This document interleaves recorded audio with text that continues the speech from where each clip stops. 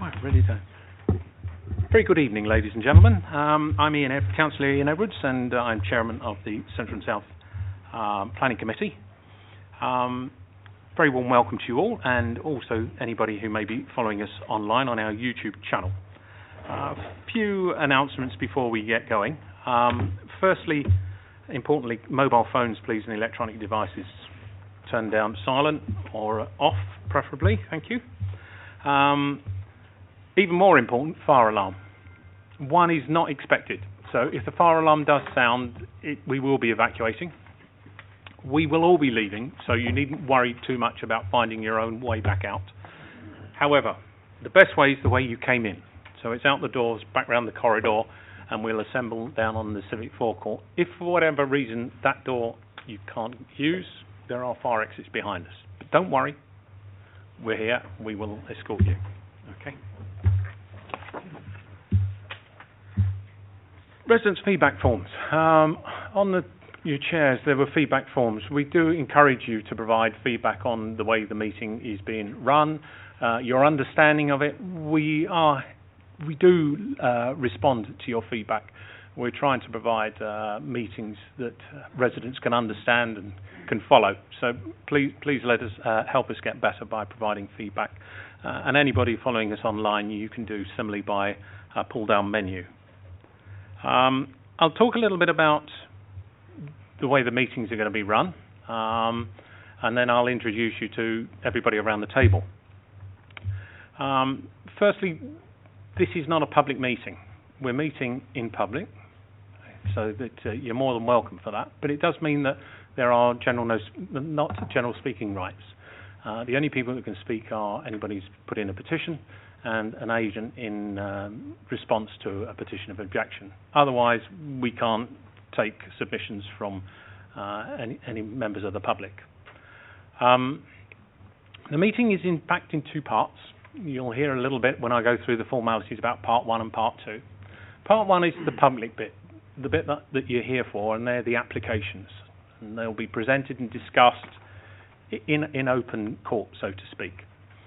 Part two are the private matters, and they're related to enforcement. And they're discussed in private because they do relate to enforcement and could end up in court.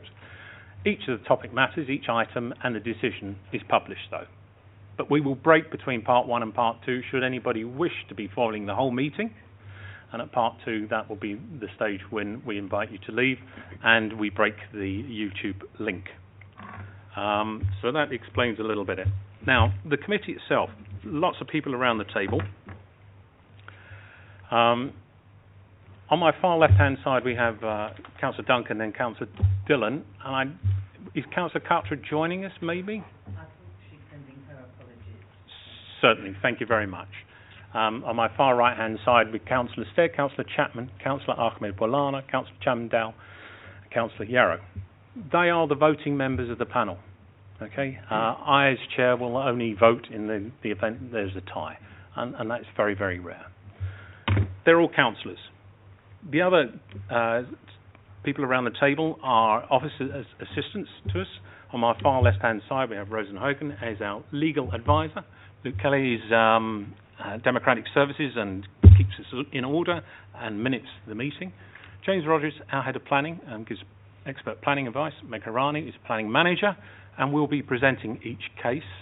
Man Mohan Ranger is our transport advisor and expert. So that's who we are. Okay. So we've got a little bit of business to do first of all, but we do whistle through these bits first, I can assure you. We will turn, please, to agenda item 1, apologies for absence. We've had apologies from Councillor Catra. Thank you very much. Declarations of interest in matters coming before this meeting. Any declarations? I will declare that I have received an email from the applicant of number 6, item 6, number 1 Collingwood Road.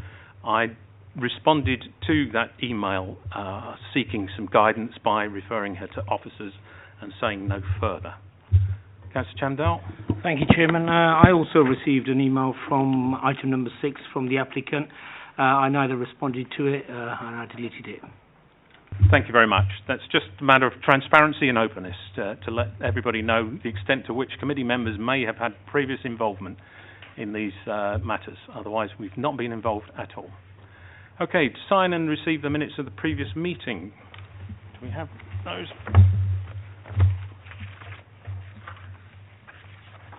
Colleagues, this is the meeting date, the 2nd of March. Thank you very much. Item 4, matters that have been notified in advance or urgent. There are none. So we're now on to item 5, and that's to confirm that there's two parts of the meeting, part 1 and part 2. So we're now going to move straight to agenda item 6, which will be a petition, and I'll advise that we are changing the running order for members of the public. 6 and 7 are petition items as published in the agenda. Item 12 is now also a petition item, and we'll be taking that third. Okay, so just a slight change in the running order. So we go 6, 7, 12, and then back to 8. Okay, so we can turn, please, to item 6, number 1, Collingwood Road. Thank you. Thank you, Chairman.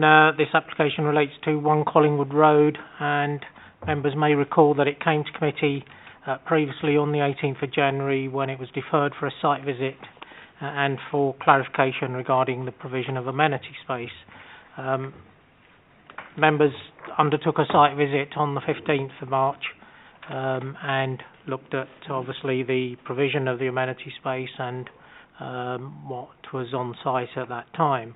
There have been a number of revised plans which have been submitted, which have been forwarded to members. A revised layout plan and also a revised site plan which shows the provision of the amenity space. The issue really for members to consider is the amenity space provision and the impact on the adjoining occupiers. I did present the case previously, so I wouldn't want to repeat that if I can just go through the plans.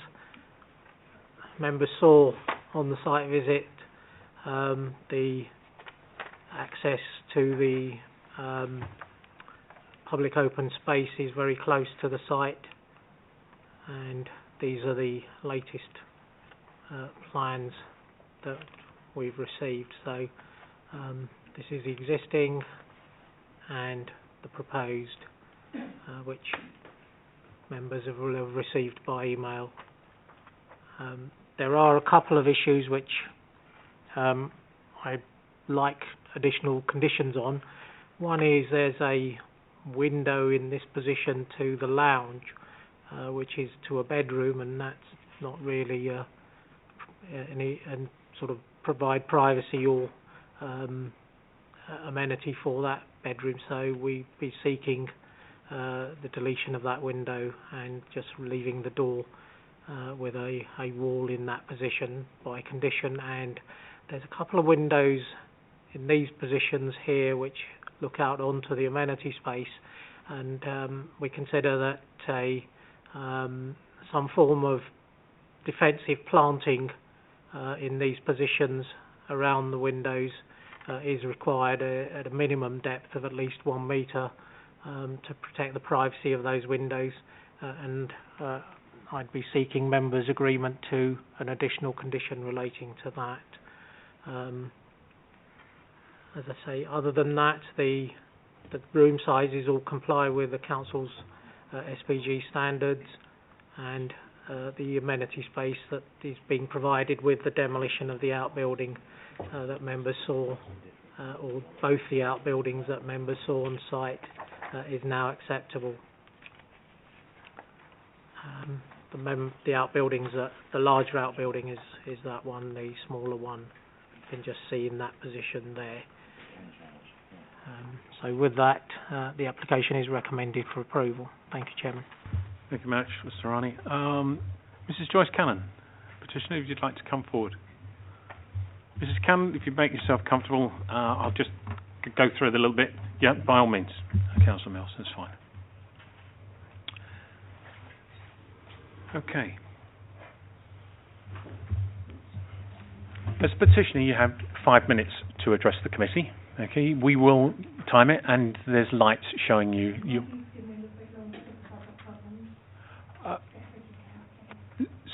sorry, you will need to.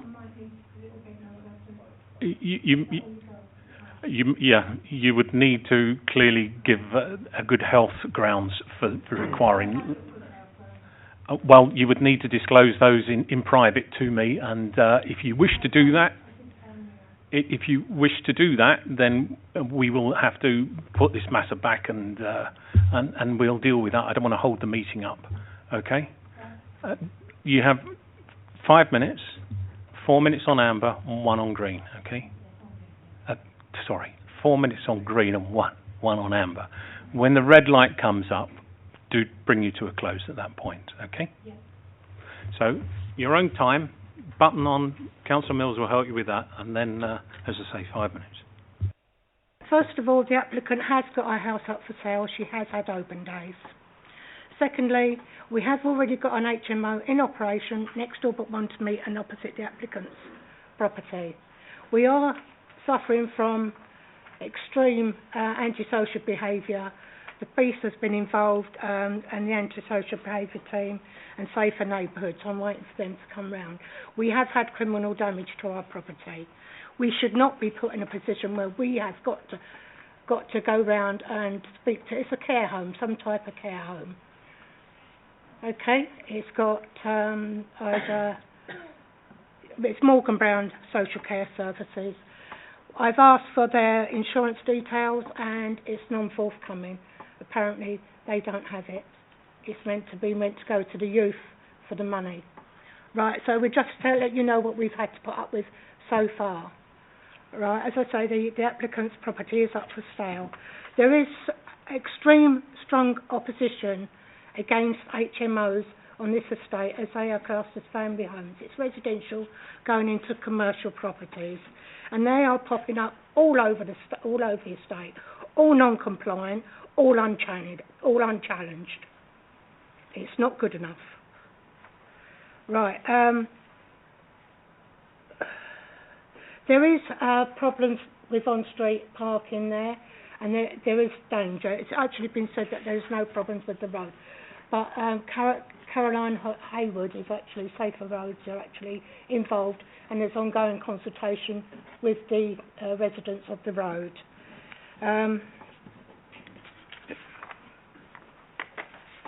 Also, on here, can I point something out, please? May I point something out up there?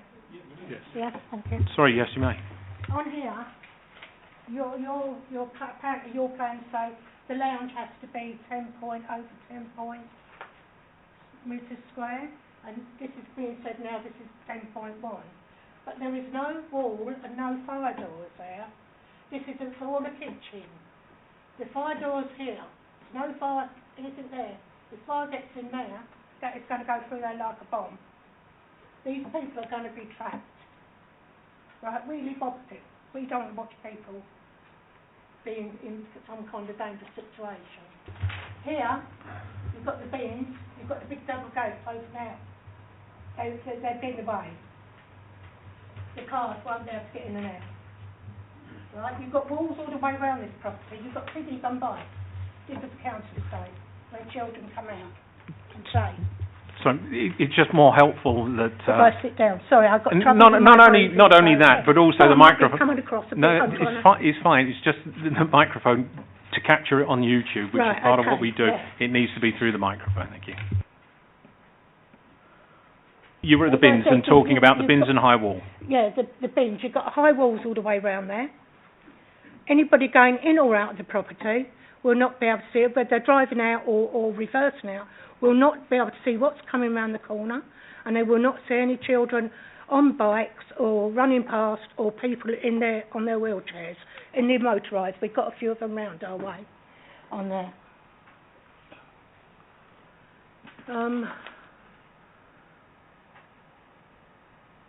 You've got a broad building, apart from the car outside the window there, you've got a building at the back of here, what's not actually being shown. Sorry, I've got to get up here. The building here is not being shown, and that's outside that window as well. It says should be 2 bathrooms. There's 1 bathroom and 1 shower room. The lounge and the kitchen, as I said, it's clearly one room. Patient and child, according to what's in the parent and child, they said that if there's any children there, they'd be put in separate rooms. Well, to my mind, that would put a child at risk, and if there's any sexual predators in the neighbouring rooms, that child would be at risk. It's got to be considered. In the lounge, you would assume that there's going to be furniture, some kind of sitting arrangement, a dining table or something. Now, if you've got disabled people in there, which it doesn't seem to be equipped for disabled people, in wheelchairs, there's not going to be anywhere for them to get out in the event of fire. 20 seconds. Have I got 20 seconds? No, I'll be quiet now then. That's it. We oppose it, and we don't want any more antisocial behaviour. We've already had some from that property. Thank you very, very much, Mrs. Sorry. No, I appreciate you coming and speaking to us. It is always helpful to hear from residents about how planning applications are believed to be impacting on them. That's the whole purpose of allowing petitions. So I'm very grateful to you. Before I invite you to leave, colleagues, are there any questions at all? Councillor Duncan. Thank you, Chair. Thank you very much for coming along and speaking to us. You referred to this building as a care home. Well, next door but one to me, not this one. Oh, I see. Not this one, next door but one to us. It's been there over a year. Right. It's unchallenged as yet. We have phoned up, and we're hoping that this is going to be sorted out very quick. So that's a matter for committee to note and pass on for investigation. Yeah, we've had this all the time. Gentleman over there who's actually, and I'm going to say it, he's actually had condoms over his back garden. He's got grandchildren. Right, thank you very much. You say that the bins are in the wrong place. No, I didn't say the bins are in the wrong place. What I said, sorry, or what I meant, I beg your pardon, is where the bins are, where you've got the double gates will open, and if they're 2 foot wide, that's 2 foot you lose on the exit for the car coming in and out at the front there. Right. If somebody can pull up a picture of where the metal railings are. And I've noted that observation. Yeah, it's something we will put to our highways officer to comment on. Right. Okay. Yeah, if the bins are there, actually in the property. Yeah. Where that car is, you've got the bins there. Oh, this down here will open onto the bins. Right. And that makes it that much smaller and more difficult to get out. So they'll be concentrating on not hitting the gate. And if they reverse out, as you can see, they drove in there, you reverse out, you can't see, the bushes are cut down, but you can't see anything. Right. And that is a very fast junction, and this is what we're saying about with safer neighbourhood, is all the junctions around all on that bit and how fast the cars go. Right, and the parking there. And also, you said that you and I'm not sure whether other residents had suffered antisocial behaviour from people living at this property. Could you tell us? Number 14, and there was antisocial behaviour from that property where the gentleman that was in there in the wheelchair actually smashed the windows. And he was actually up the road. I can't prove that he was up the road, but the other residents will all support in this, is that he was up the road begging and spitting and... So the antisocial behaviour and damage was breaking residents' windows? No, he broke the windows to the property. Oh, right. And that, yeah, and the police were called. We have got a CAD number that was sent in.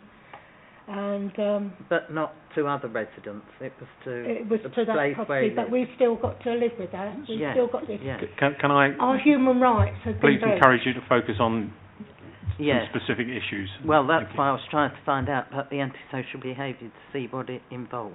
Yeah. Could you say about our human rights? Thank you. Yeah, thank you. Any further questions? Thank you very much. Mrs. Cannon, could I invite you please to return to your seat? Yes. Is the applicant agent, Ms. Abbey, here, wish to speak? Thank you.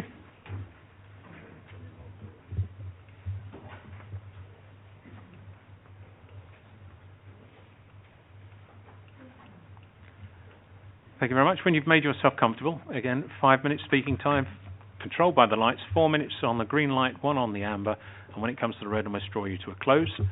The microphone is turned on with the round button in the front. That's it. And once you get going, we'll start the timing. Thank you.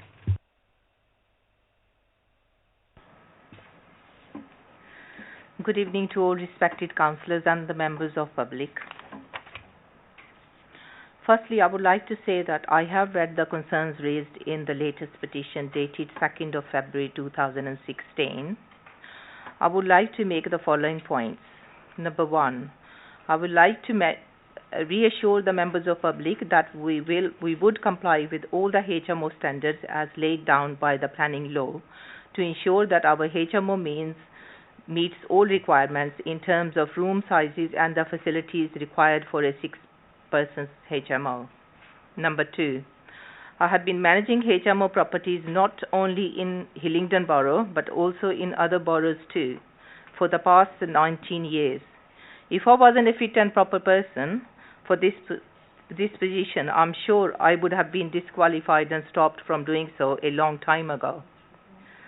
I have provided the Planning Department an inspection report written by Mr. Dave Youngs, the Chief Surveyor of HMOs up to year 2015-16, who had inspected the HMO I had been managing personally in 2015 and wrote in his report that the HMO standards exceeded his expectations. In the past 17 years, I have not had any major issues that needed any serious intervention by the council or any other organization like the police. Any issues that disrupted the smooth running of the HMO were dealt with by me very swiftly when they were brought to my attention. Number 3, I would like to reassure the neighbours that if they were worried about antisocial behavior from the prospective tenants, it has been one of the biggest concerns of mine too. We have followed a system whereby we can deal with these issues effectively by taking precautions in the first place. Therefore, to safeguard myself initially, I only issue a license agreement that clearly states that the guests do not have any tenancy rights. So whilst on that license agreement, they can be evicted any time by giving between 48 hours to 4 working days notice if they are considered unsuitable. After such period, if I am happy with the guest, then I may consider granting a short hold tenancy, and even then I usually issue a Section 21 notice at the same time as granting a tenancy agreement. This stays valid for 6 months, so if after the initial 2 months of serving the notice, the tenant is considered unsuitable, we are able to then start the accelerated court procedure that could be granted as quickly as after 14 days. Finally, I would like to point out to the councillors that out of 31 signatures, nearly half of the signatures are not from Collingwood or Hague Road, the roads closest to our property, but seems like they are from faraway streets that, in our opinion, would not even be affected by change of use of our property. I also wanted to speak about the amenity space at the back, but I think it seems like the planning officer have already accepted that it's more than sufficient space, 90 square meters that's required. So on that note, that I would just say thank you for listening to me. Thank you very much, Ms. Zabi. Any questions, Councillor Duncan? Thank you, Chair. Ms. Zabi, I was just a bit concerned hearing about certain people living there, and if they're unsuitable, then they won't have any tenancy rights. I mean, normally one would hope that there would be a screening process that would go on before you did have guests. Yes. They would have a tenancy agreement, which they're required to have in law. Yes. So, I mean, we don't want to be part of anything unlawful here. Could you just please clarify that? Yes. And could you also give a few more details about this person who was staying there who did damage to the property and caused concern within the neighbourhood with the antisocial behaviour? Okay. In our practice, because we have housed the tenants, well, the guests we call them, sent by the NHS, we do, because though they do not really believe in giving contracts, 6 monthly contracts, because they do not want to tie themselves, because they could house them anytime in a permanent housing. So therefore the license agreement came about, which was quite suitable, because if it's a HMO, then if we find that there is a problem with the tenant, and because they have to live together 6 months, 6 people have to share.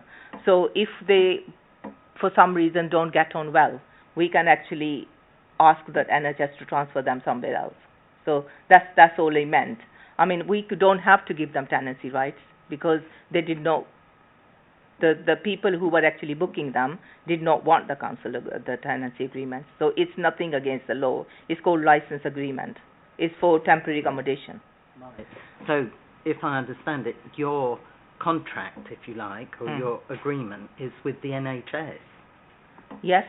So these are all people referred by the NHS. Yes. But it's not a care home.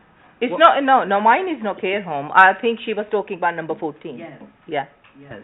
Yeah. I think Yeah, but I have also got another property which I'm managing, and I'm keeping people from housing benefit, who are on housing benefit.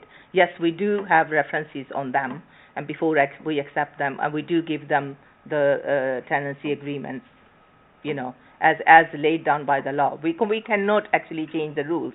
The law is a law. We do provide them with the proper whatever we are supposed to do. Section 21 or whatever is according to the law, we follow. We have to follow the procedure.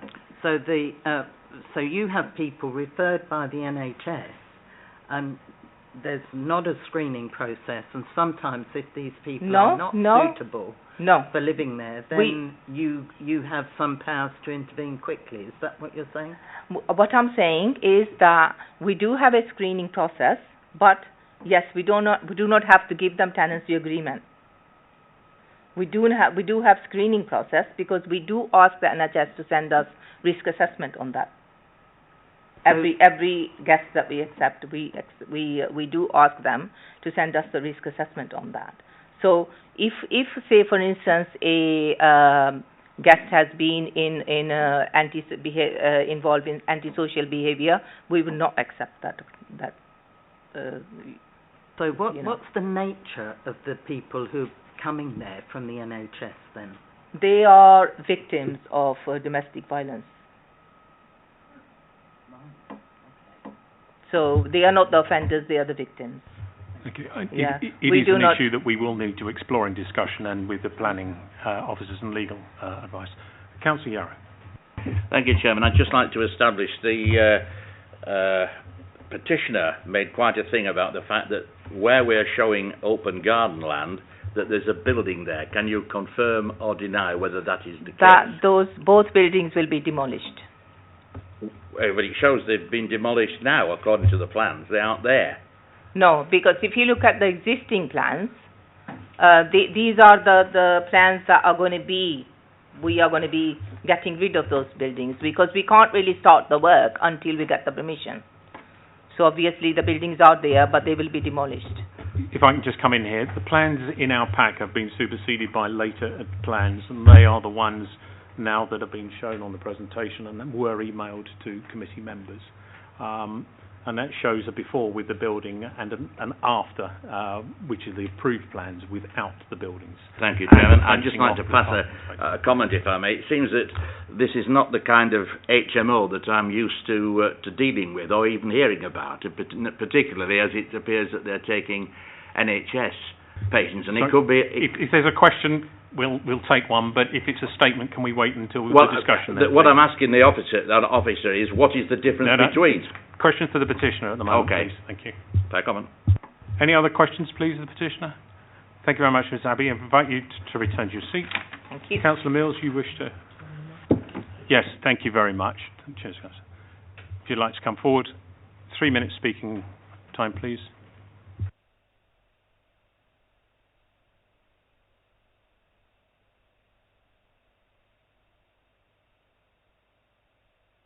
Thank you. Members, a couple of items that I wish for you to consider as part of your decision on this, and that focus is around the amenity space and the parking that is available or being looked to be provided. In terms of amenity space, my question is, whilst it may meet the minimum requirements, how that's divided up for 6 independent, different people who are living here separately to one another. It seems that they would have to find their very own specific 15 square metres of that in order to all fit in if they're not sort of working and living together. Also, I'd ask you to consider whether parking spaces count as the amenity space. So if there's 3 spaces, does that count towards that? And if so, I wouldn't really say that sitting on a drive with a parked car on it is a great level of amenity for these people. Just regarding the parking spaces, plans show there's 2 parking spaces adjacent to one another and 1 single by itself. The 1 single by itself seems to be not easily accessible from the edge of the plan, which would suggest the road. So unless they're going to lift it, it doesn't seem like there's an ease of getting the car on that driveway or that allocated parking space, particularly as that part of the road where this property sits is on the bend, so you wouldn't just be able to drive off the road onto there. One further comment just around, which officers mentioned tonight, around the defensive planting, which is obviously a good idea in terms of improving the security for the person living in that room. However, if they were to do that by putting I think 1 metre was the recommendation, a 1 metre depth bed, again that's going to remove from the actual amenity space that's available to those people, taken up by plants, which whilst well and nice, it removes the actual space that they're able to use and operate in. So from in addition to what's already been said and raised, I wish you to consider the access for the parking spaces, the space that those parking spaces take up, and how the actual amenity space that is being provided is actually distributed, and whether that is fit and fair for these 6 people who, again, as has been described by both the planning application report in front of us and the applicant, as 6 different people, all independent from one another, not a combined group, and very much individual people. Thank you. Thank you very much, Councillor. Any questions at all? No, thank you very much. I invite you to return to the seat. Great. Colleagues, before I throw it open, there are some matters that I picked up and would like some comment on. Petitioner mentioned about oversaturation of HMOs. Could we please describe what our policy standard is and then confirm or deny the compliance with this policy standard? I picked up the antisocial behaviour, and that is going to be very much linked to the tenancy nature, and I will be looking for some legal and planning guidance here, because this appears to have the characteristics of a hostel rather than an HMO, and such a change from continuity of residence, even albeit in an HMO, to some potentially quite short-term occupation may have some impacts on the residential character of the area. So I would like some clarification on the planning law and the classification of hostels and how we may deal with that. We picked up the road safety issues that needs to be addressed. We'll come to that. And in coming to the road safety issue, we'll talk around the gates, the walls, the bins, and confirm whether or not we can gain access to that front parking space, which from my recollection of the site visit was okay. And we also need to just comment probably around the building management, fire doors, what would happen to children being in it, whether or not that is a consideration for this committee or whether that's elsewhere. So they're the issues I'd like to talk with. First of all, though, we'll kick off with the oversaturation HMO bit. Mr. Hirani. Thank you, Chairman. If I can just direct members to page 12 of the agenda, they'll see what the Council's policy is in relation to HMOs in Brunel and Uxbridge wards. It's 15% at neighbourhood level, and in this particular case it's a street length that's being considered. And then if I can direct members to the top of page 17, they'll see that we've looked at what has been authorised and what is unauthorised in the area, and they'll see that there is a one at number 14, an unauthorised one, so it doesn't have permission. We've got an application at number 85, which is undetermined, so that doesn't have permission, and there are no other HMOs that are known to us in this area. Thank you, Chairman. So it's within our policy? Yeah. If I can clarify, Chairman, this issue over the use of the property. So a residential dwelling house is what we call C3 use, an HMO is what we call C4 use, and hostel is what we call sui generis use. So there's a very simple way of dealing with this issue. I think condition 4 needs to be beefed up, to give a non-technical term, so that it includes use class C4 only within the wording of that condition. Now, as regards whether the applicant was suggesting something other than an HMO, I don't think she was. What I would say is that hostels usually have an office, and some of what we call the non-standard HMOs have elements of care. They have people on site, and as far as I understand, all the petitioner is saying is that there may be people that have suffered from domestic violence, but effectively it's a property with 6 independent persons sharing the facilities. I don't think she went as far as indicating something that didn't fall within Class C4, but in any case, if you condition that it's C4 only, rather than just relying on the description of development, that makes the position clearer and makes it much clearer. Thank you. I'll just expand on that point a little bit. Very helpful to understand the C3, C4. A characteristic of a hostel, from my perspective, would be a rather short-term nature of the accommodation.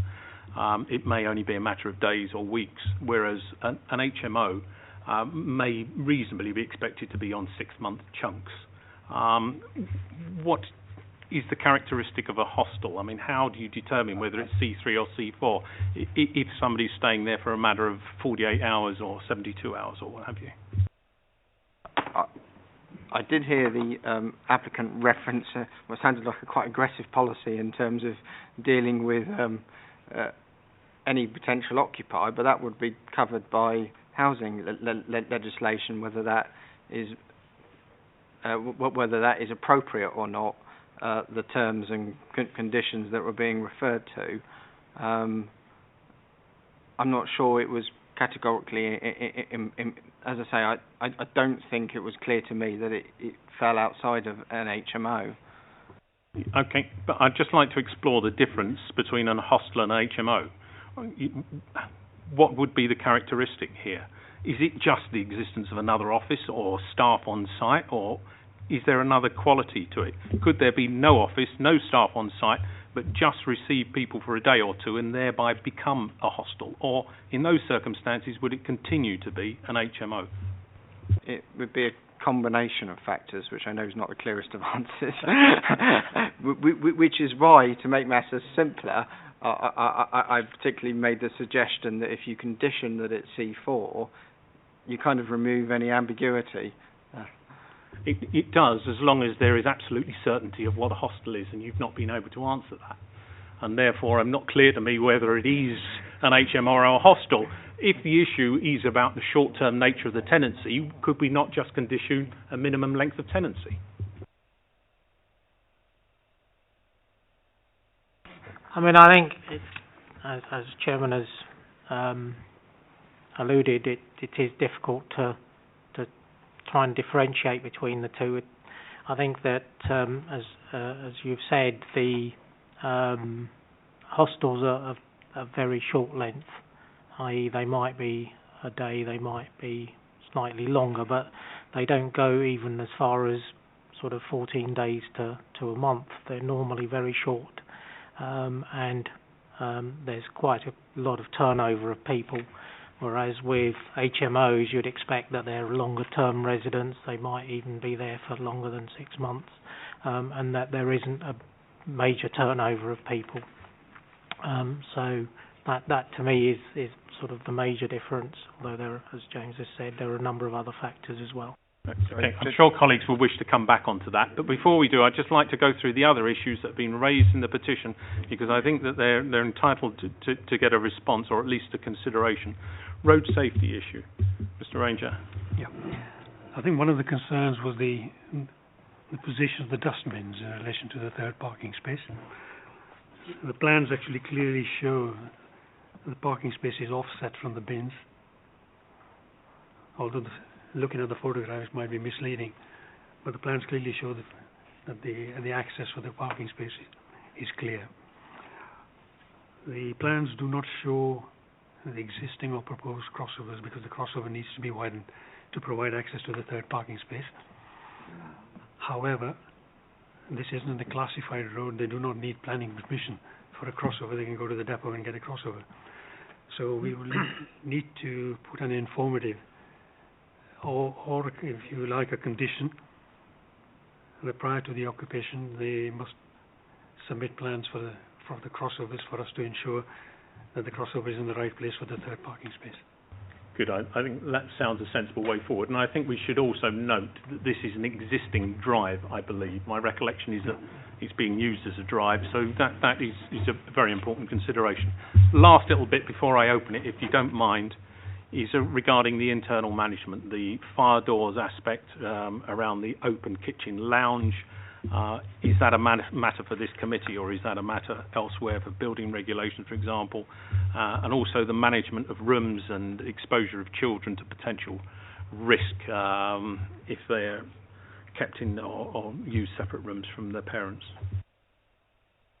In terms of fire safety, that is covered by other legislation, which they clearly will need to comply with. And if it means that they have to change the plans, then they'll need to come back to us for amendments to those plans. In terms of the site supervision, there is a condition which requires the submission of a site supervision management plan, condition 3, which hopefully will cover the issues that have been raised. Thank you. And my final one before I open up was just in response to Councillor Mills, and that was whether or not the amenity space as calculated includes or excludes the parking spaces and the front garden. It excludes all of the front garden and the parking spaces. So we're comfortable that it meets our amenity standards. Yeah, it's just the hatched area on the plan. Thank you very much. Colleagues, Councillor Dillon. Just to comment on hostels, etc., with DV victims at the moment. Experience just over the last few months, having dealt with a few, not last 6 months, but they are in DV homes or hostels or HMOs, whatever you want to call them. They are in a place, in a safe environment for over 6 months at the moment, just because of the stresses upon trying to place people. So I very much doubt it would be a month, 2 month process where they are allocated a home, etc. It does take quite a while at the moment. That's for noting. But then you've got the flip side of it. If it is a hostel, I mean, how do you classify a hostel? Everyone's operating as Airbnb these days, and they don't have any sort of classifications, I believe. So that's the flip side of it. On the parking issues, around that corner with the site visit and the gate, we did talk about when they have the crossover in place, it would be beneficial to have the white line along there, and that could be informed so that we could possibly, there would be no parking. That is a dangerous corner, it looks like, and it would be beneficial to have that white line put in, and then we can enforce at least if someone's parking across it. Okay, on that point, could either of you pick up on whether or not we could condition such a move? That would require sort of the agreement of the Highway Authority, and so we'd need to it would be more an informative rather than a requirement on our part. Okay. Councillor Duncan? Could we just ask, the resident who spoke to us said that Caroline Haywood was carrying out a consultation in respect of highway matters, road safety, etc. Could officers tell us a little bit more about that, please? Caroline Haywood is from the council's traffic section. I don't have details of what the consultation was, but I can only assume that these consultations are generally carried out if they wish to introduce a parking management scheme. So I don't think it has any direct bearing to this as such. Supposition. You actually can't say what it's about at the moment, but you can confirm she works for us. That's fine. Councillor Yarrow and then Councillor Chamdal. Thank you, Chairman. I'm just not quite sure exactly whether my thoughts are correct. Are we saying that the only people that will be using this HMO or whatever we want to call it are going to be clients that have been supplied by the NHS? And if that's the case, there could be a variety of reasons why they are there from the NHS. It might not just be for battered wives and what have you. I'll invite Mr. Rogers to come in there. There's a very simple answer to this whole debate. The applicant's applied for an HMO, not a different class of development, and hence my suggestion is we robustly condition that it is only C4 use class. That's a fair comment, but I think that the applicant has made it clear that it's for NHS clients, and that is different, in my opinion, from a normal HMO. I think we need to look at the suitability of the property for its intended use, and we may condition it to ensure that there isn't harm then to the wider community. We'd need to be clear on that potential link. Now, Mr. Harani, you wish to expand a little bit. You have a concern there or not? Well, it was just to say that I don't think we can condition it that it's restricted to a certain group of people or to only to the provided by NHS or whatever. This is a house in multiple occupation, which is going to be occupied as such by anybody who's entitled to occupy it, and therefore it won't be just restricted to NHS. Yes, the business model is not under consideration here. It's the planning issue of the suitability of the property as an HMO. Councillor Chamdal. Thank you, Chairman. Following on from the site visit, are we satisfied the amenity space does add up? Because I'm just going through the calculations again. Now, you're saying the hatched area is the amenity space, because that word under all the numbers there, I can make out, it says approximate. Now, as far as I'm aware, when it comes to maths, it's an exact science. It's not an approximate. So the front part of the house is not shown as an amenity area. Now, if that's the case, will the numbers add up? Because looking at page 197, just adding up the numbers, I'm a bit confused because the numbers on 197 also include the parking spaces in the front. So I just want to be clear, because on the site visit, which we all attended, and you quite rightly pointed out, Mr. Harani, that the figures were incorrect. Now, I understand that outbuilding is now going to be demolished. Now, would that be sufficient? Because I understand in the site visit, the applicant also made a point of possibly having a wall between the car parking spaces, the two car parking spaces. So there's a little bit of distance, or that amenity space with two car parking spaces and gates there. I mean, how would we consider that? Because it's quite open. I just want to know, are we happy with the number? Will we hit the number, the magic number 90? As we saw on site, some of the measurements that we were looking at were incorrect. I did check with the measurements that I took on site, and the plan that we received as an amendment were pretty close to the measurements that I took on site. So I'm fairly confident that the measurements are now correct. I did check the overall size and measure that on the computer system that we have, and it is 91 square metres on our system. So I think we've done all the checks that we can, and it comes to that figure. So would that include the front as well? Because the front is not hatched out. No, it only includes the hatched area. So the only hatch will give us 90. Okay.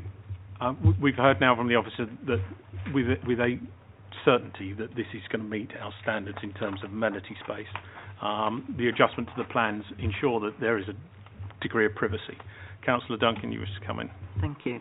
Do we need a condition to say that the existing buildings are to be demolished before this use is implemented?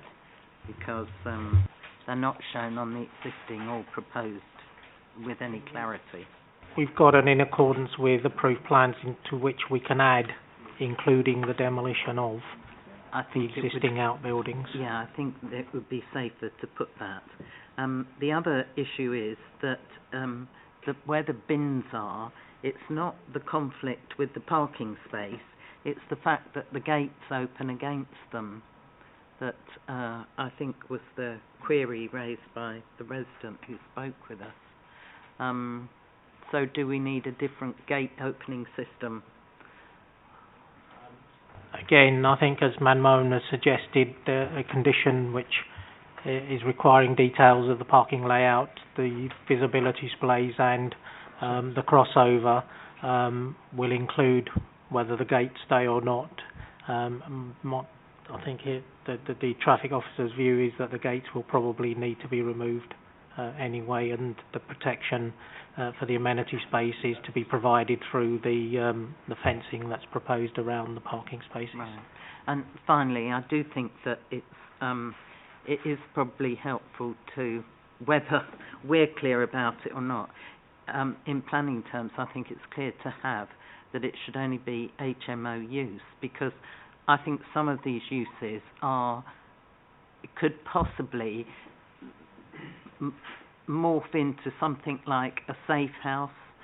There could also be people who are victims of violent crime who might be being pursued to places.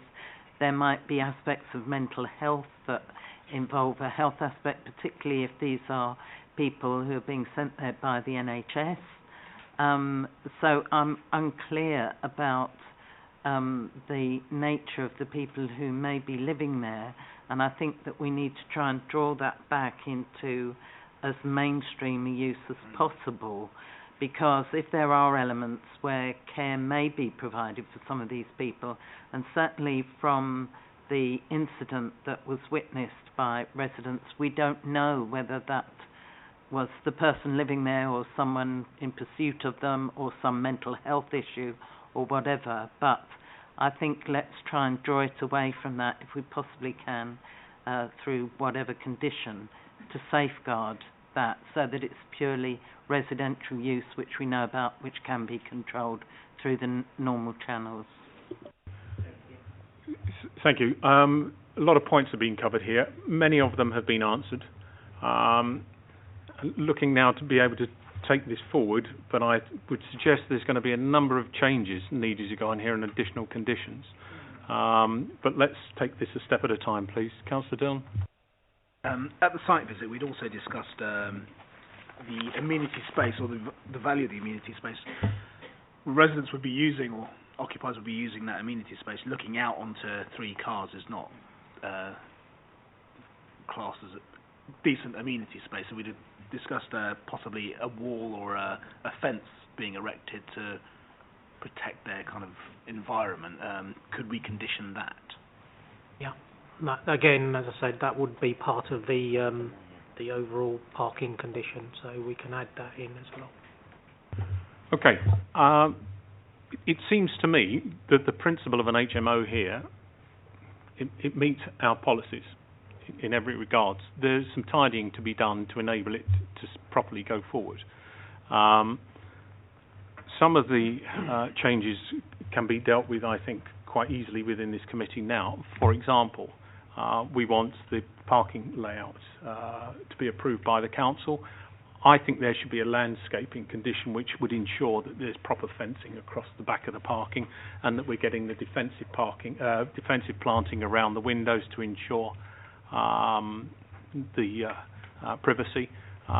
We want to clarify that the existing outbuildings are removed as part of this, and I think that following on from that, we need to remove the PD rights to prevent them being put back in. Okay, so that needs to happen. We need to condition the removal of that window between the lounge and the bedroom.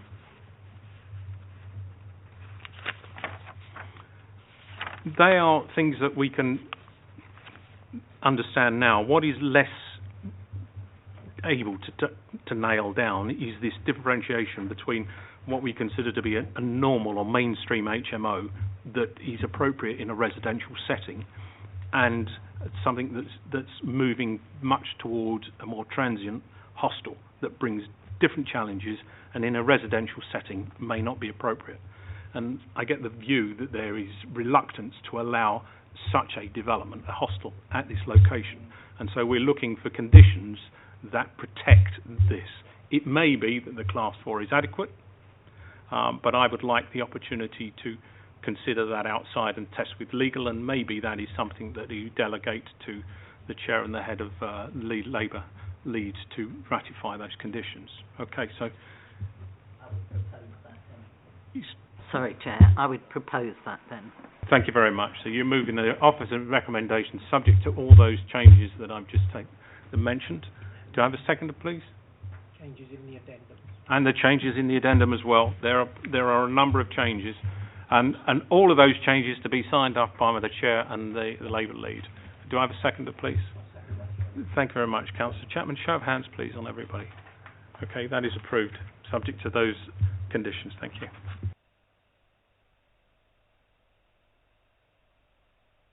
A lengthy one, but an interesting and different application.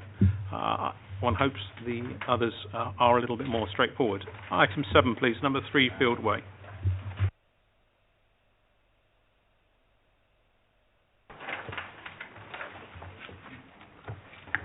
Thank you, Chairman. 3 Fieldway is a 2-storey detached property situated on the east side of the road. The site is within the Orchard Drive, Hamilton Road, Clayton Way area of special local character.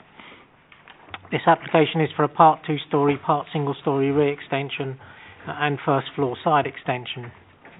2 letters and a petition have been received, and the details of the consultation replies are set out on pages 24 to 26 of the agenda and the addendum sheet.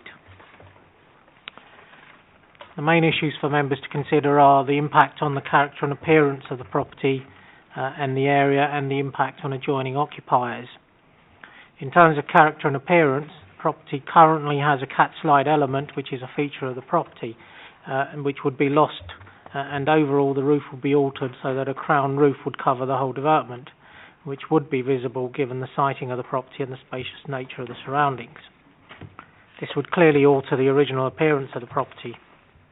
The proposal has been amended so that the depth is reduced and the extension retains the existing projecting gable to the front, which is a defining characteristic of the property. Conservation Officer considers that the revised proposals would sustain the character of the area. Thus, on balance, it's considered that the proposal is acceptable in design and appearance terms. In relation to the impact on adjoining occupiers, the Council has supplementary planning guidance on residential extensions, which states that extensions will only be allowed where there's no significant overdominance, overshadowing, loss of outlook or daylight, and recommends that a first floor should only extend beyond a 45-degree angle when measured from the midpoint of the nearest habitable room. The proposed single-storey would exceed the limit set out in the Council's adopted SPD. However, the SPD states that a deeper extension could be permitted where there is an existing deep rear extension at or on adjoining properties, and where the proposed rear extension would not have any adverse impact. Both adjoining properties benefit from rear extensions such that the proposal would not protrude beyond the rear of number 5 and would protrude by a short distance beyond number 3. However, a 2-metre gap would be retained between numbers 1 and 3 between numbers 1 and 3. With regards to the first floor rear extension, again this would exceed the limit set out within the SPD. However, number 3 is sited forward of both numbers 1 and 5, and the proposed first floor would not extend beyond a 45-degree line of sight taken from the nearest habitable room window of either adjoining property. As such, the size of the extension is not considered to cause a significant harm to the occupiers of the adjoining dwellings, such that a refusal can be justified. Given that the design is acceptable and the proposal is not considered to unduly impact on the amenities of adjoining occupiers, the application is recommended for approval. If I can just go through the plans. that shows the area of special local character and site plan. That's the existing property. The cat slide roof that I was referring to is this element here. That shows the elevations and the proposal. If I can just reiterate what I was saying, there's this current property is set forward of both 1 and 5, and both adjoining properties are extended such that the proposed extension would go slightly beyond number 1 and wouldn't be going beyond the rear of number 5. You can see the 45-degree lines that are drawn from both adjoining properties, and the first floor complies with that. That's the proposed in terms of its design and appearance. As you can see, the cat slide has been removed, conventional hipped roof has been added. That's the property, so the extension would be above here, meeting the existing roof line. All of these features would be retained. And then to the rear you'd have a full width rear extension, and you can see the extensions on the adjoining property there and on the other side there.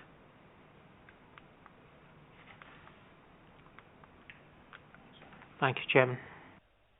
Thank you very much. Mr. Williams, are you present? Wish to address the committee? Would you like to come forward? 5 minutes speaking time, sir. 4 minutes on the green light, 1 on the amber. When it comes to the red, I must draw you to close. The microphone is turned on and off with a large button to the front. Thank you.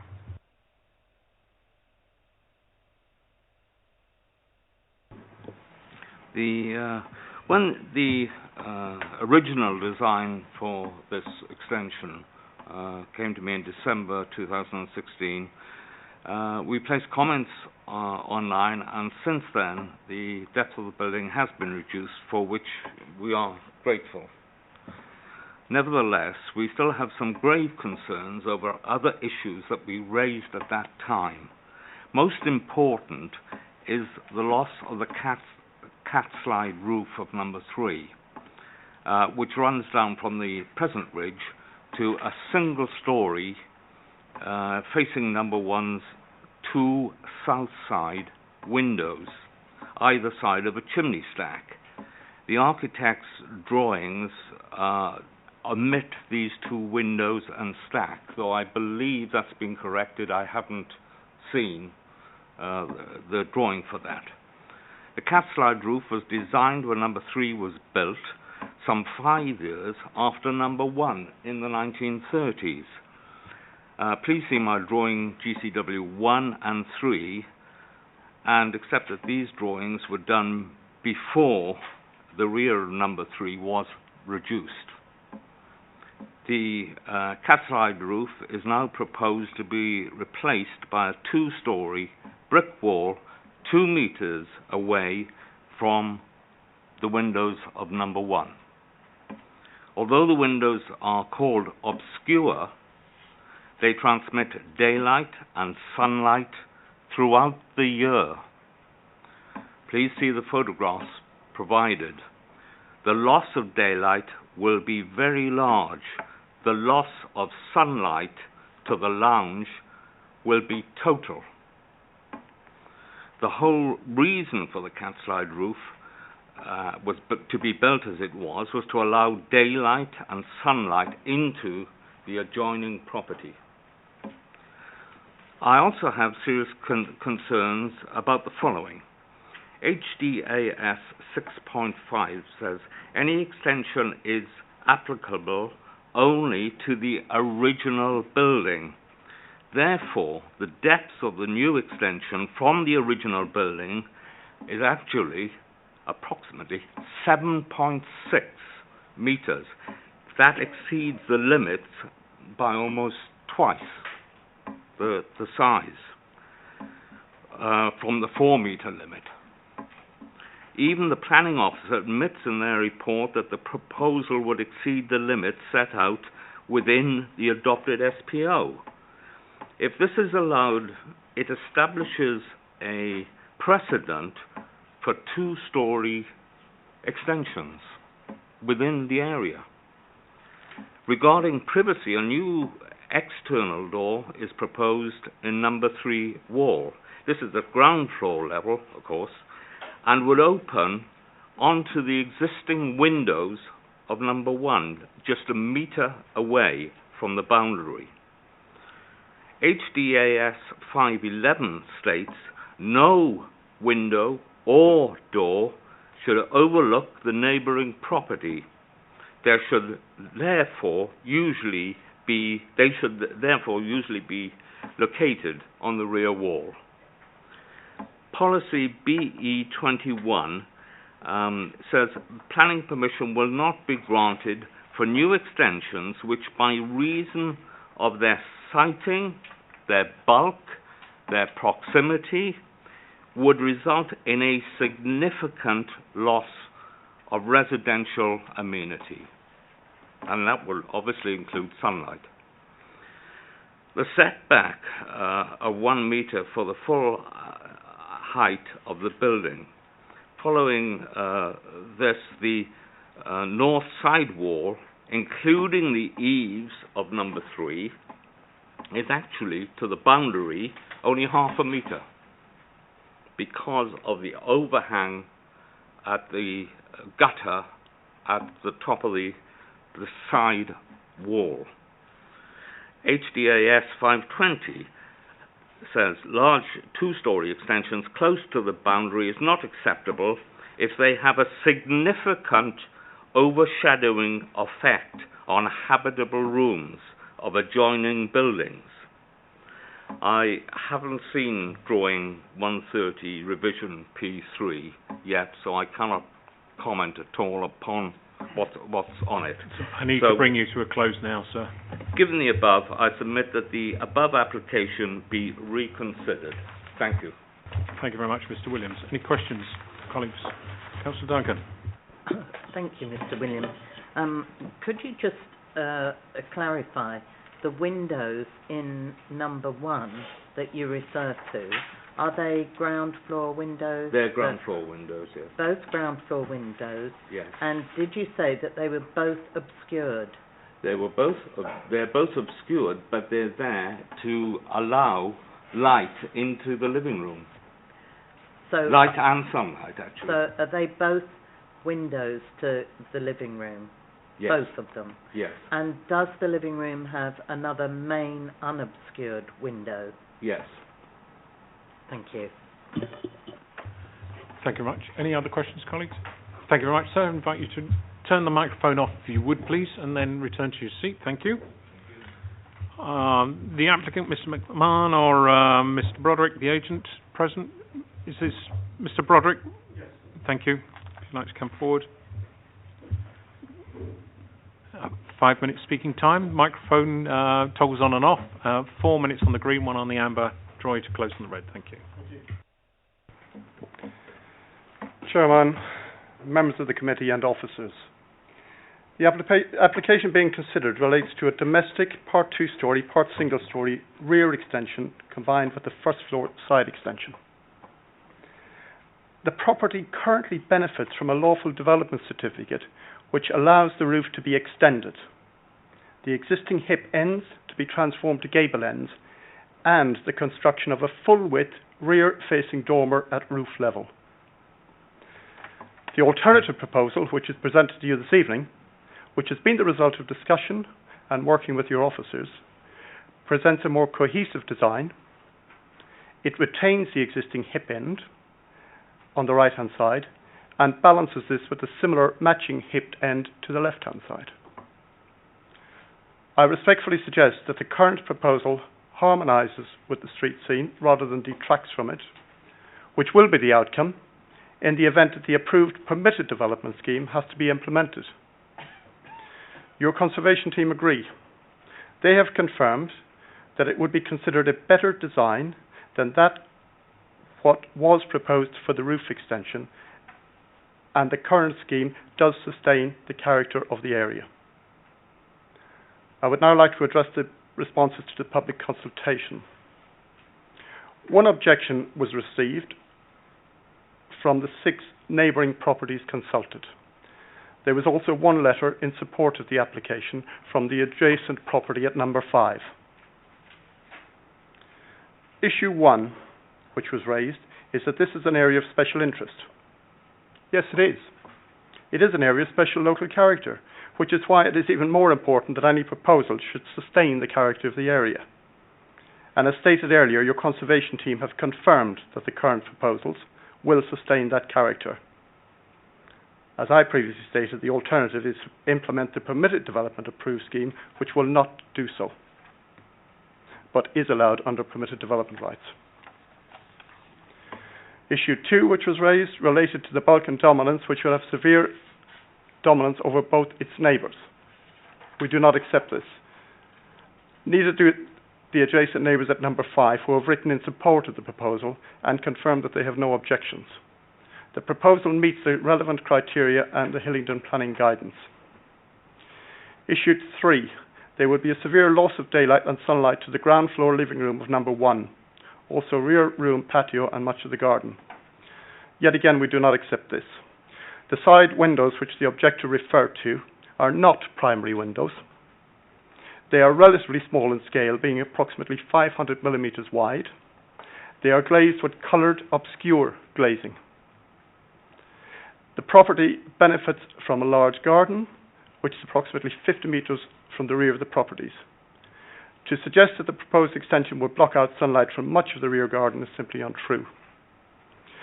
The living room, which has the benefit of the 2 small windows, has its primary window at the front, which is open plan, I understand, right through to the rear. So there will be no impact on daylight or sunlight.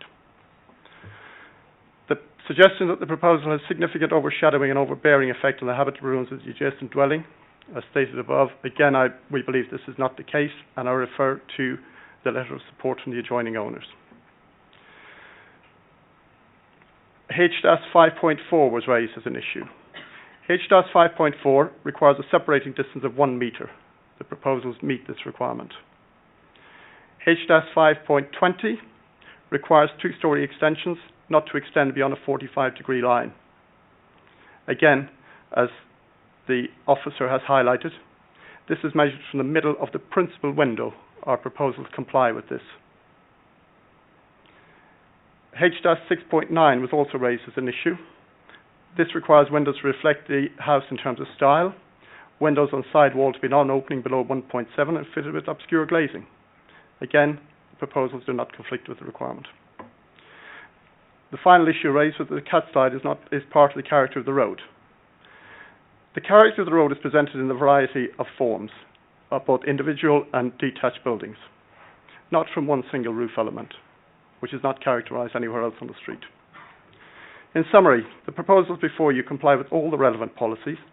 There are no planning grounds, we believe, or reasons to refuse, and I request that you support the officer's recommendation of approval.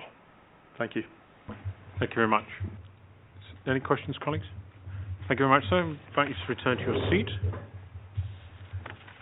Councillor Cooper, if you wish to come forward and address the committee, 3 minutes speaking time. 2 on the green, 1 on the amber. Thank you.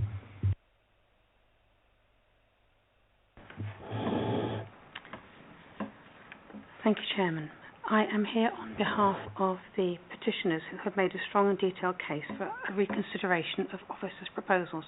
This is clearly complex and difficult. I'm going to confine myself to one key point.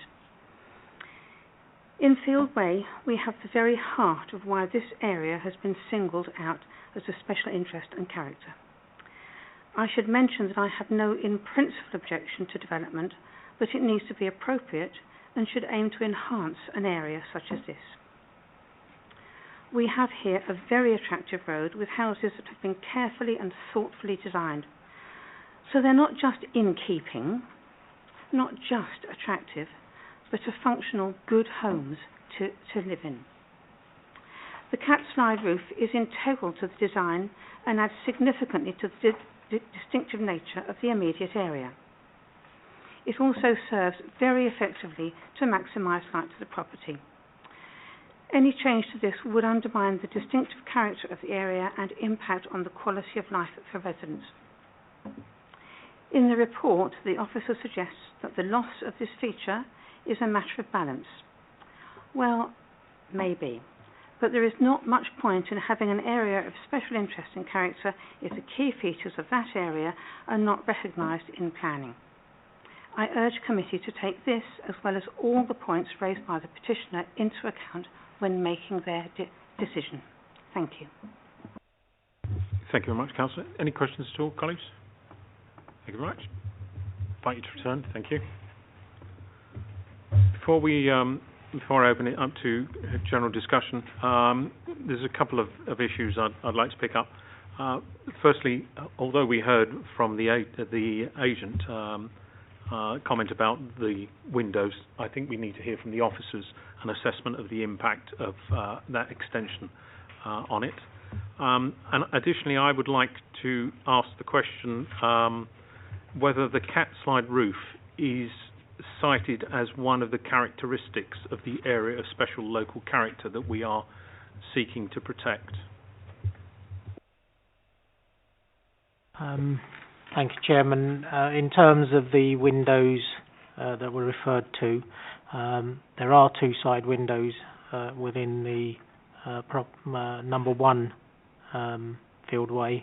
They are secondary windows, they are obscure glazed. There are primary windows to the front and rear which serve this room. I did try to get the original plans of the property. Unfortunately, I wasn't able to do that, but I did get plans of number 1, which shows the extension that was proposed back in the 1960s, and that shows that they are secondary windows.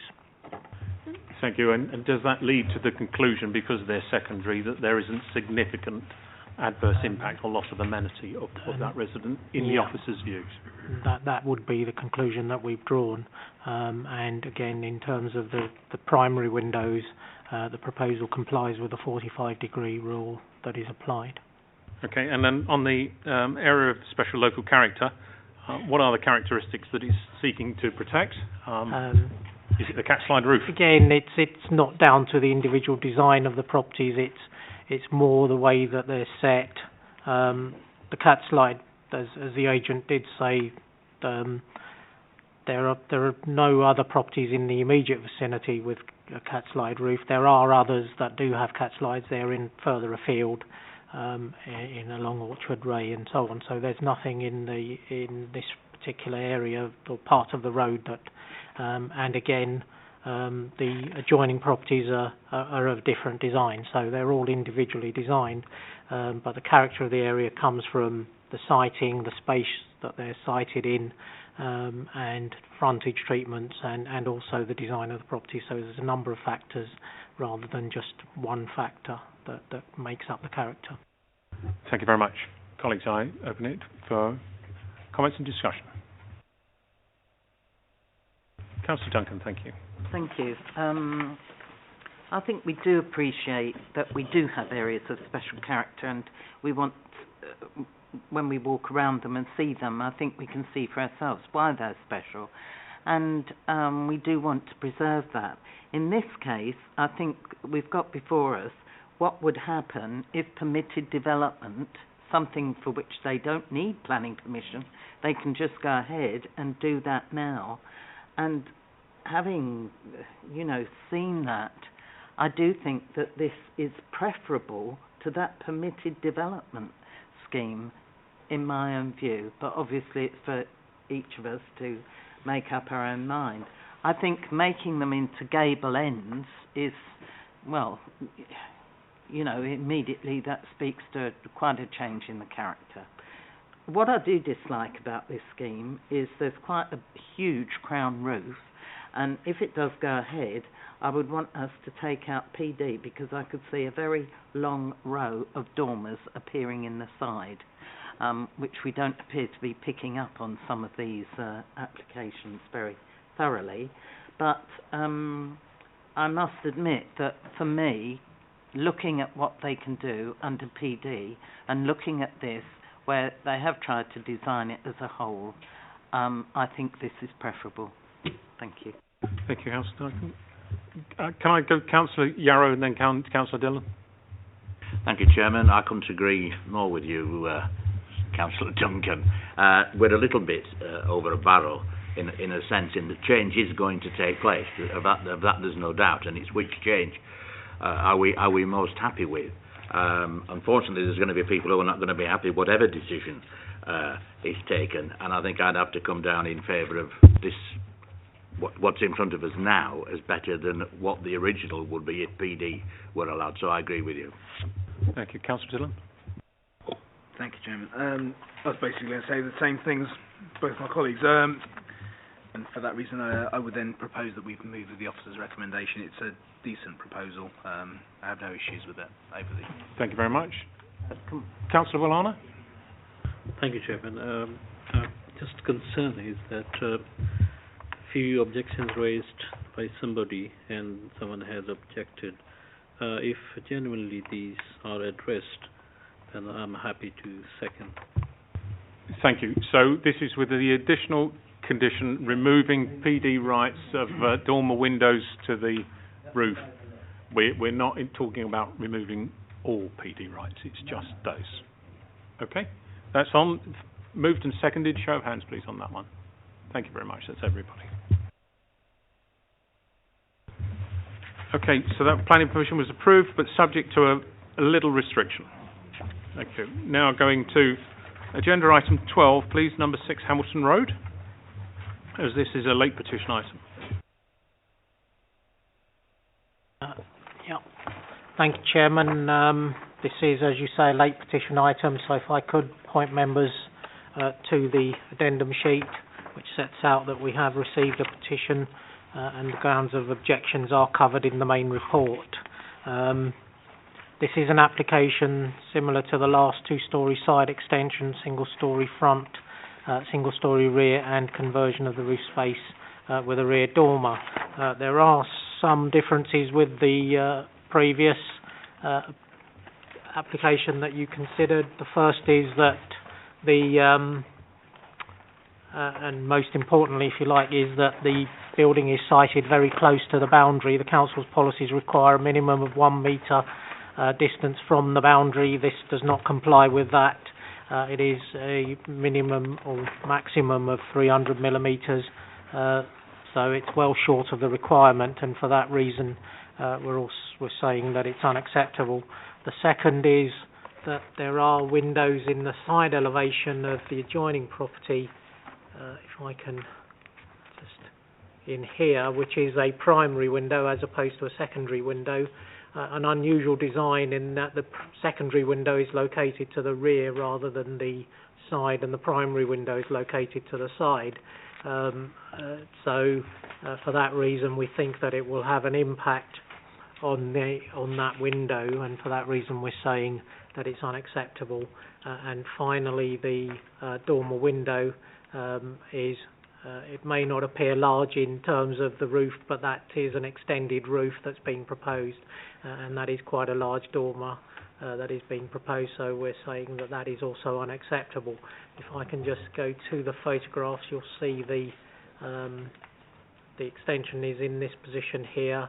It is, as I say, very close to that boundary. The window that I'm referring to is this one here, which is a window to a kitchen, and then if I can just go, and it is clear glazed, and then to the rear is the secondary window to the kitchen that is obscure glazed. As I say, an unusual layout, but it is the existing situation, and it is the original situation. So for those reasons we're saying that the application is unacceptable. Thank you, Chairman. Thank you very much. Does Mr. Wright wish to speak to the committee? Thank you. It would be nice to hear from you then, sir. If you'd like to come forward. Make yourself comfortable. So 5 minutes speaking time, 4 on the green light, 1 on the amber, and I'll draw you to a close on the red. And if you would turn on the microphone when you start, which is the toggle on button on the base in front of the microphone. Thank you.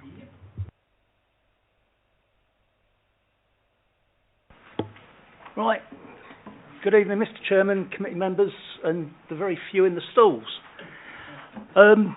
Firstly, could I just, as a point of interest, that layout's not unusual. I live in a house with that layout. My neighbour lives in a house with that layout. And his neighbour lives in a house with that layout. It is down the street. Yeah, main windows are at the side. Not in all the houses, but all the houses that I'm aware of in my area. I note the recommendation to the planning committee to reject this plan application in the main report. And I just wish to thank those making the recommendation for Hillingdon Council to observe the human aspects as intended for the area, as well as the past precedents of previous planning applications, and observing the current area special local character guidelines. On the grounds the landlord's not here, I don't think I need to go into everything because it's all down in the main report, so quite happy to leave that. But I would like to add the residents of Hamilton Road have expected and look forward to a reasonable development of properties vacated by elderly owners who could not maintain these properties while they were living there. Indeed, as appropriate planning application is being sought, which complements the London Borough of Hillingdon's guidelines for this area's special local character. I have the number there if anyone wants to look at it. A well-designed home at number 6 would also complement the area of the special local character. It can be done. We just don't see any reason why it's not being done. And I'm quite happy with that if you'd like to ask questions. Thank you very much, sir. Does anybody have any questions for the petitioner? No, thank you. Could I invite you please to turn the microphone off and then return to your seat? Thank you very much, sir. I don't believe we have either the applicant or the agent present. I will just confirm that. No. Do either of the councillors who are present wish to speak? Councillor Cooper.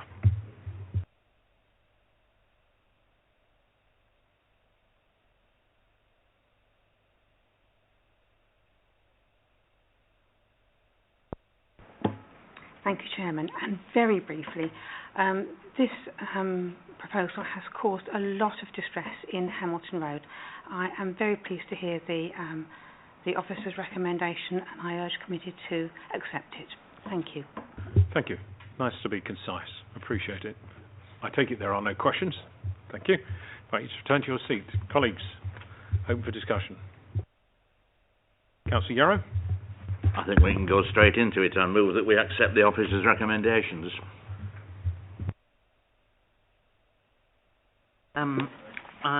Sorry, Councillor Zunk.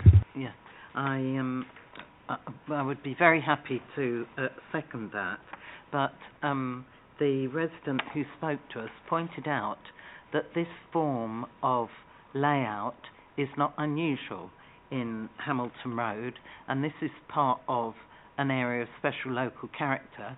So although the cat slide roof was not a feature of this area of special local character, it would seem that the layout of these houses is a feature.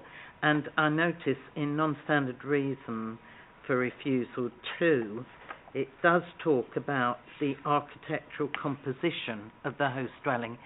Is that sufficient, should it be challenged, for us to point out that it isn't just this property, but it's other properties who are similar to this, and it is a feature, it's an architectural feature of the area, if you like? It's more the impact on that window in terms of loss of light, loss of view, and so on that we're considering, and that's in 3.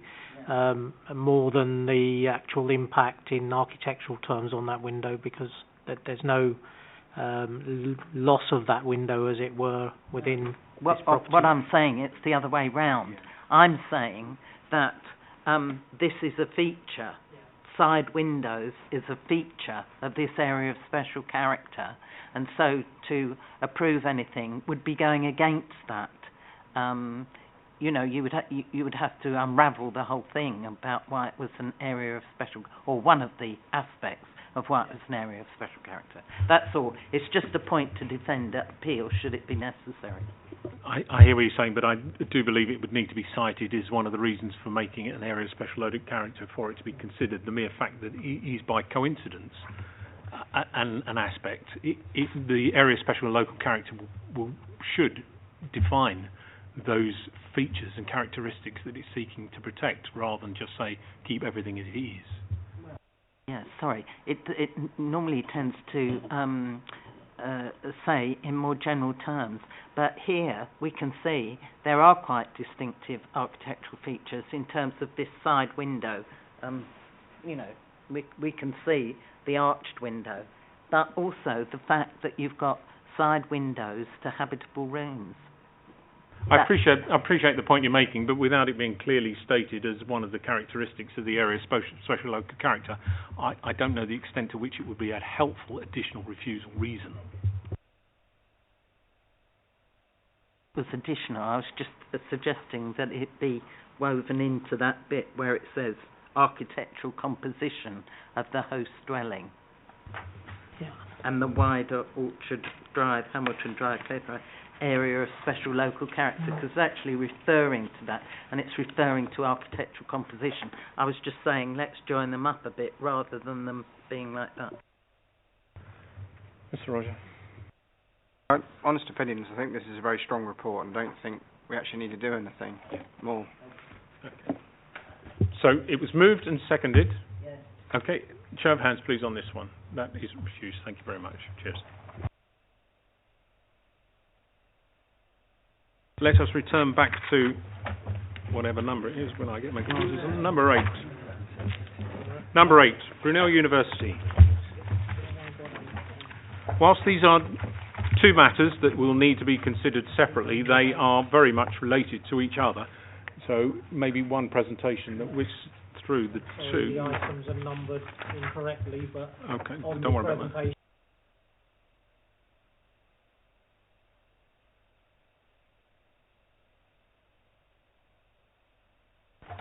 Yeah, this is an application for removal of condition 1, which was a temporary consent that was granted. This building is not of a temporary design. It was only granted temporary consent because we were informed that it only had finance for 10 years for its use. They now want to retain it in perpetuity or as long as it lasts, and we're saying that there's no issues with that in terms of the impact on the Greenbelt or any other impact, so it's acceptable. Thank you. And we go on to the other one, because that one's builds onto this.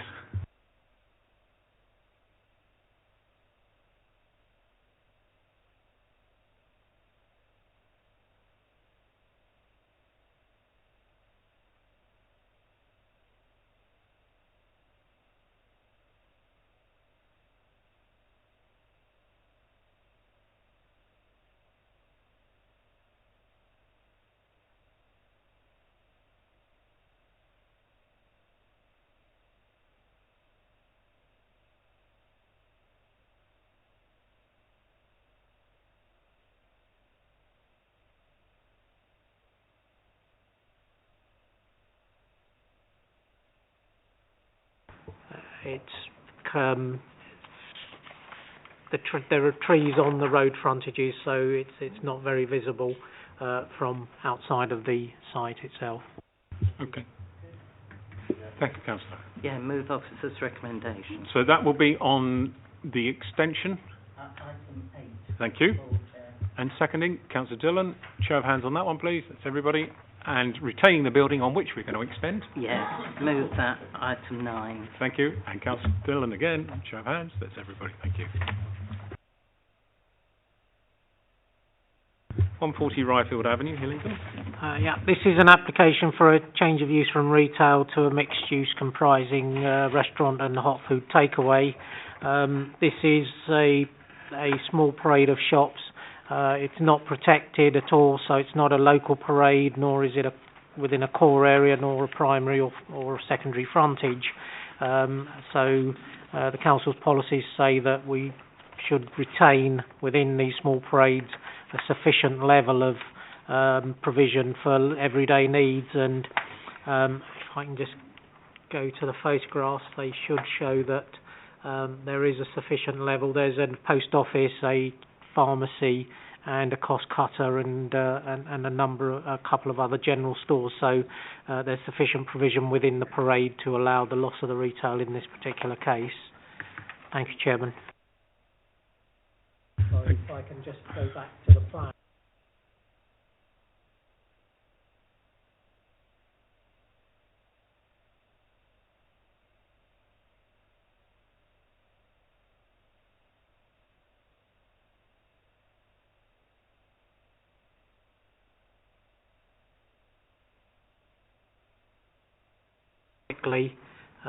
And there are residential uses above. The flue will go down the side, so it will be visible, but hopefully it will be sited so that it's only visible at the top.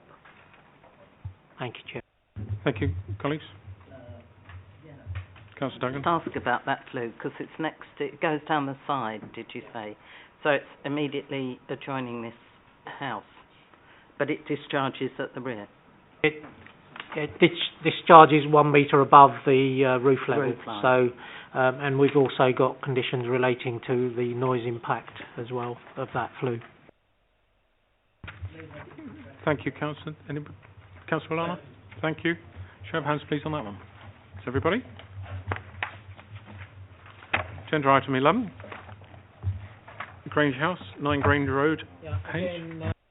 I recall this coming to committee previously, and members granted permission with a condition restricting it to 7 occupiers for 7 rooms. They've now come back requesting an extension or a increase in the number of occupiers to 12, and your officer saying this is acceptable. It is an on-balance decision. This is a semi-detached property. It is quite a large one because it has been substantially extended to the side here. So it does have 7 rooms.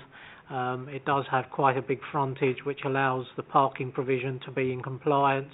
And again, the amenity space to the rear is quite large and complies again with the requirements. So on balance, we're saying that it is acceptable to increase the number. Thank you. Before I open that up, I'd just like to make a couple of observations. Firstly, this exceeds Hillingdon's own policy on maximum number of occupants in a semi-detached property, and no reason's been given of why the protection afforded to residents by that policy from over-intensification has been given. So I'm exceedingly uncomfortable with that. It also doesn't comply with the housing executive's requirement for kitchens for 12 people HMOs. It requires 2 kitchens for that, and that's clearly short of it. So it's substandard in terms of accommodation, in my view. So that's my 2 penneth worth. I think it's not an appropriate development. Councillor Duncan. I mean, these windows in the side to these bedrooms, bedroom here, which is immediately on the boundary. I mean, does this accord with the housing standards that we're meant to uphold? They, in terms of outlook and in terms of the light that they provide, there is no building next door, so they comply with those requirements. The thing is that it's on a boundary, and so the neighbouring property could put up a 2-metre high wall without the need for any permission, and that would be 1 inch away from these windows. So I don't see how it can comply. I think we have already given permission for this as a 7-person, 7-bed HMO. That's where we're at.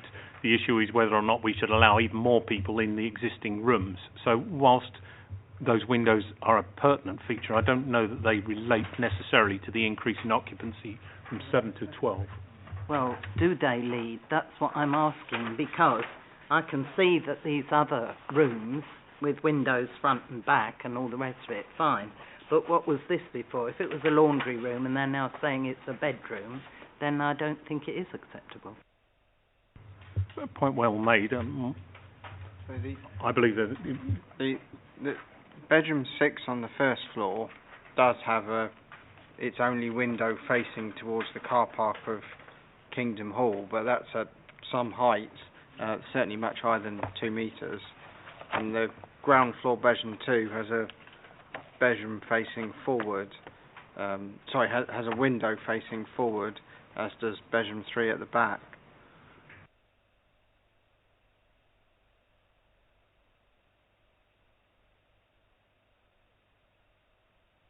I was led to believe by the report that there was That's no the change. existing plan. Sorry, excuse me, Mr. Chair. I was led to believe by the report that there was no change. This was just seeking to increase the number of people using the existing 7 bedrooms. Oh, no. What it is. Sorry, Chair. Sorry. They have, on the proposed plans, thank you, Mr. Harani, they have actually put in a window here now. So, whatever it was before, if they do build a wall, that's fine. Yeah, my recollection is that was an issue discussed at the previous one, and it was felt to meet the needs and on balance, and we agreed a 7-person HMO. The question now is, should it be 12?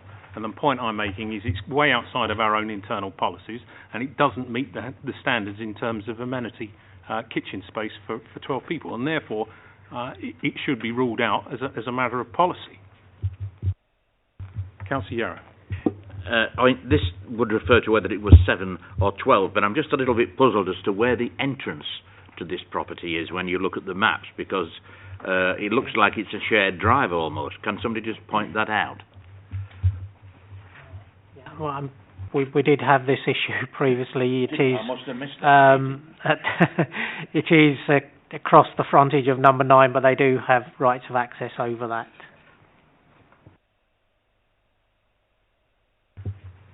Councillor Dillon. Yeah, I'm uncomfortable. It is an over-intensification of it. 12 people is way too many. I mean, we had a long debate about it last time on 7, and I wouldn't be happy with approving it at all. Thank you very much. So you're moving to overturn the officer's recommendation? I would be more than happy to move that we overturn the officer's recommendation for the 2 reasons that you have already pointed out. Condition 4 seeks to overcome the kitchen layout issue. So, my reading of the standard says that it requires 2 kitchens, not a bigger kitchen or more workspace, but 12 people requires 2 kitchens. That would be a requirement outside of the planning requirement. So the SPG requirement is met, but whether they comply with other legislation or not, again, if they need to change the plans, they need to come back to us. But I don't think we can refuse the application on the basis that they don't meet some other standards which are not part of our remit. Sorry, I'll come back to you on that one. The issue of intensification is one that members can... I have the housing executive, houses in multiple occupation standards, national body. They're charged with ensuring standards for HMOs. It quite clearly says that 12 people HMO, you need 2 kitchens. Now, it's a national standard. It's the housing executive. We either... I don't see how we can ignore national standards. I just don't follow that. Maybe I have got the wrong document, or I have a document out of date. I'm not a planning expert, but this is what I have before me. So, unless that is shot down, that's a document that our private sector housing officers use. So it's not there is the supplementary guidance document that we use that has the 10 square metres for a lounge and other guidance. The document you're referring to isn't that document. It's a different one. So is this not a material planning consideration then? It's like the issue that we had about the fire doors. It's covered by other legislation, by other sort of bodies that oversee that. So they would need to comply with that obviously, but I don't think we can refuse the application on the basis that they don't provide a second kitchen, because we don't, as a planning authority, have a standard which says that that's required. But why are we as a planning authority not observing national standards? We will be, but the question for us is that what if an application came to us which didn't comply with building regulations, we couldn't refuse it on the basis that it didn't comply with building regulations, as long as it complied with the planning requirements, and this is similar in that way. But our plans require the display of a kitchen, and this is that saying that it needs to display 2 kitchens. Well, this one doesn't. So how do the plans work? We'll be approving something that's not sustainable, and I thought the whole purpose of this was sustainable planning, and it's not sustainable because we're approving something that can't operate. It is a matter for members, I think, but I would clearly state that we would not be able to defend a decision which requires compliance with regulations which are outside of the planning remit. Bring in our legal advisor. I can't confirm 100%, but it might be that these standards relate to the licensing of HMOs. So it may be that's where the applicant will fall down without making further internal changes. But I can't confirm definitively. If I can help, I would. Unfortunately, I don't think that there is a second refusal reason here related to the kitchens. But I don't actually have a problem with the first refusal reason, which was being cited, which is that it's an intensification. It is a semi-detached property, and there is reference in our supplementary guidance to the relevance of detached and semi-detached properties, such that semi-detached, there's a more sensitivity in terms of disturbance, noise and disturbance, and the level of intensification. So I think our appeal officers could defend a reason related to the level of intensification and neighbour impact if that was something that members proposed. But I think I'd reiterate Meg's advice. I think we're straying into another part of the council's role, and just as we wouldn't include building control or food, health and safety, I don't think we can stray into the private sector housing area. Okay, I won't labour the point too far because we were taken outside, but a lot of these standards we adopt as part of our design, for minimum floor standards. But what we could do is informative, so we're drawing to the applicant's attention, should they resubmit, that we are worried about an issue that would be affected by other legislation. Fair way forward, thank you. That would be great. Colleague, Councillor Dillon. So if we reword it, we will go against the officer's recommendation based upon intensification, noise disturbance, etc., a semi-detached home as opposed to a detached home where it may be feasible. We will add an informative on the legislation that the chairman has referred to. Thank you. Councillor Duncan. I'm also a bit concerned that we've now got 6 cars parking in the front garden, and they all have to reverse out. I mean, the one closest to the house is immediately blocking the entrance hall, and it's right next to this window to this bedroom, which is now being put in to make it more habitable. So you've got really a quite tortuous reversing programme which goes across an adjoining residential property as well. Is there not something that we can say to express our concern in relation to that? Because that doesn't seem to me to be a good or safe thing for us to be approving. I will. Yep. Yes, Chairman. Our standards only require 4 parking spaces for a 7-bed HMO. Although they've got 2 sets of plans, another one shows 6. So does this need to be 4 then? Well, that's what the standards require. They're based on the 1 parking space for 2 rooms, not on the numbers of people living in there. Okay. Well, at the moment, they show 4, and they block the entrance. so they would need to be set out differently.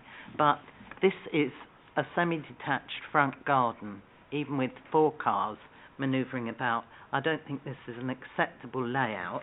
We wouldn't accept this on other things. We were just talking about having planting to protect privacy. We have approved the plans and the parking as set out in these 4-7 beds. I don't know, but we have. The issue is whether or not we allow just 7 people there or 12 people. The layout of the building has effectively been approved. I think that it's an unacceptable intensification. Agreed. So you're seconding? I am seconding. The overturning of the officer's recommendation on the basis of over-intensification with the additional informative regarding the meeting the standards for such a large HMO. All in favour of that, please. Thank you very much. Cheers. We're now going to number 13, 48 Wallingford Road.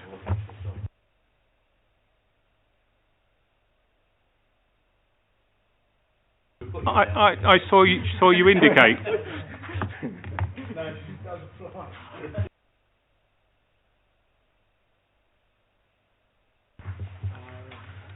Okay, 48 Wallingford Road. Yeah, thank you, Chairman. This is an application for the use of the site for B8 storage depot and ancillary office building. There are 2 new buildings proposed on the site. This is located within an IBA, so it is an appropriate use that's being proposed.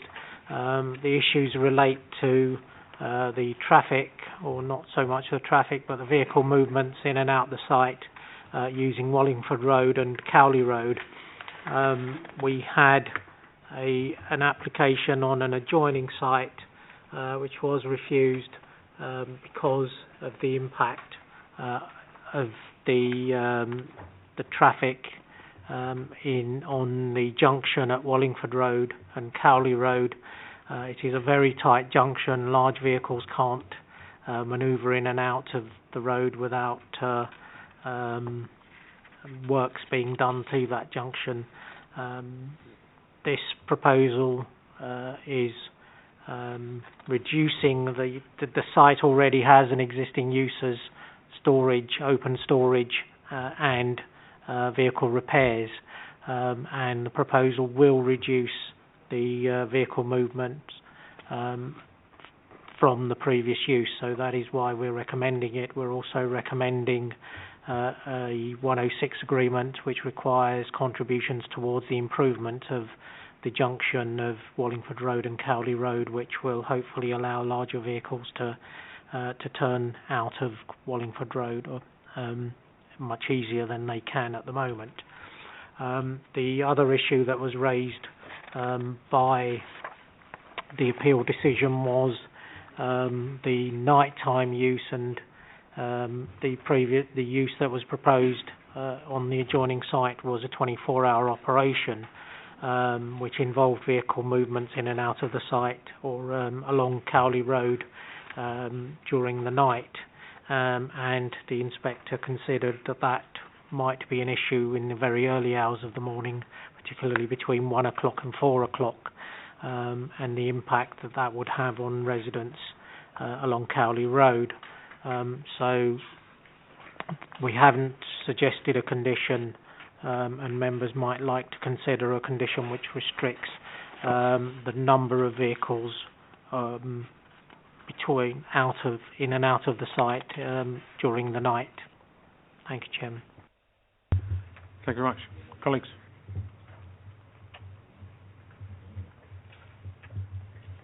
For my take, it seems a reasonable development and use. My concern would be around not only this intended use, but any future use of the same class that might have a completely different intensification of vehicle movement, and therefore I do believe we should have a condition. The idea of vehicle movements overnight, potentially weekends, that's subject to discussion, consideration. Minded of matters elsewhere that impact adversely when we have nighttime operations, and we might wish to control it. Chair, what could we limit the nighttime HGVs to? I was hoping you wouldn't ask that, Councillor, because at the moment we're not particularly sure whether they do want a nighttime use or not. So we'd need to go back to them to identify whether they're proposing any nighttime use, and if they are, what their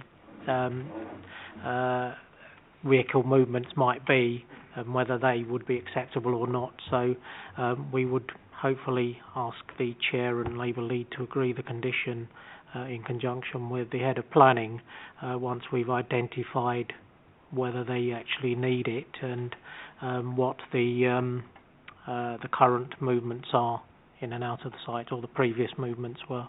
Because the previous movements, there was no restriction. It was a 24-hour operation, so there was no restriction in terms of the hours.